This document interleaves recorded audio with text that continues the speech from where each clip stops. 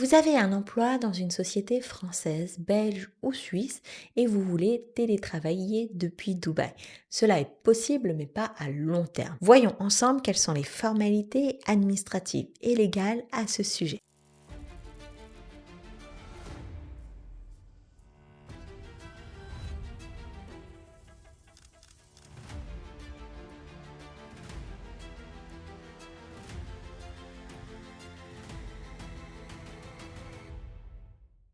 Bonjour, c'est Ganoui Park de Créer Société Dubaï. Aujourd'hui, on va parler des personnes qui travaillent en tant que salariés pour des entreprises qui sont à l'étranger mais qui souhaitent télétravailler aux Émirats. Eh bien, les Émirats arabes unis ont posé un cadre légal autour de cela et l'autorisent, mais dans une certaine mesure.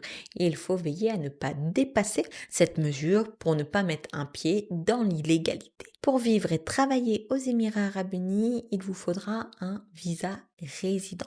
Vous ne pouvez pas travailler aux Émirats avec un visa touriste, même s'il s'agit d'une entreprise étrangère. Donc à partir du moment où vous avez décidé de vivre et de travailler aux Émirats, il vous faudra un visa résident. Deux options s'offrent à vous dans ce cas de figure, soit le visa télétravail, soit un visa sous une société ou un statut freelance où vous seriez votre propre sponsor. Donc si vous décidez de créer une société, vous allez y mettre les activités qui correspondent à l'intitulé de votre poste ou à la réalité de vos missions et c'est cette société qui va vous permettre d'avoir le visa résident.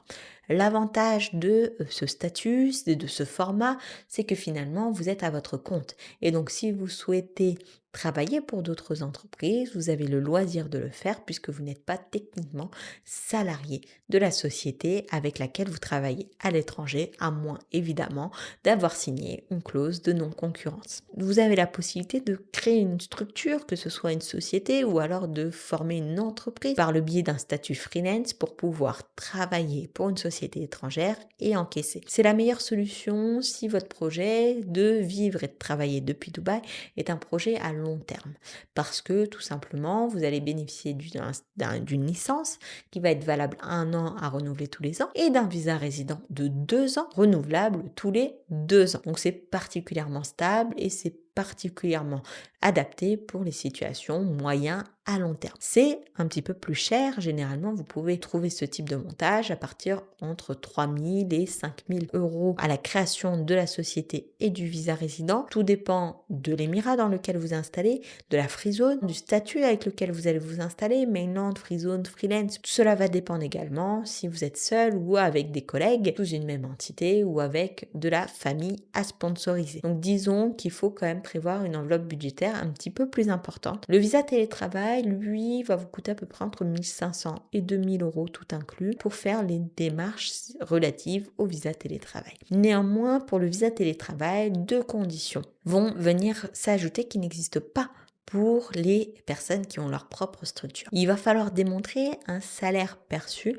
d'au moins 3 500 dollars par mois. Donc si vous êtes en dessous de ce seuil, vous n'êtes pas éligible au visa télétravail. Il faudra vous sponsoriser via le biais d'une société ou d'un statut freelance. Et deuxième condition, tout simplement, c'est un visa de 1 an qui vous est donné dans le cadre du visa télétravail. Vous pouvez en demander le renouvellement, mais il n'y a rien d'automatique. Et donc, vous pourriez de toute manière devoir revenir à la case départ et créer une société si votre visa télétravail venait à être rejeté. Un point qui est particulièrement important, c'est que le télétravail ne change pas forcément votre résidence fiscale et que vous pouvez continuer à être résident fiscal français tout en télétravaillant depuis l'étranger. Donc ça, c'est important de l'avoir en tête. Dans le cas où vous seriez résident fiscal français télétravaillant à Dubaï, eh bien votre employeur retiendrait la part de l'impôt sur l'IR français directement sur votre paye. Deuxième point d'attention, c'est que si vous vivez à Dubaï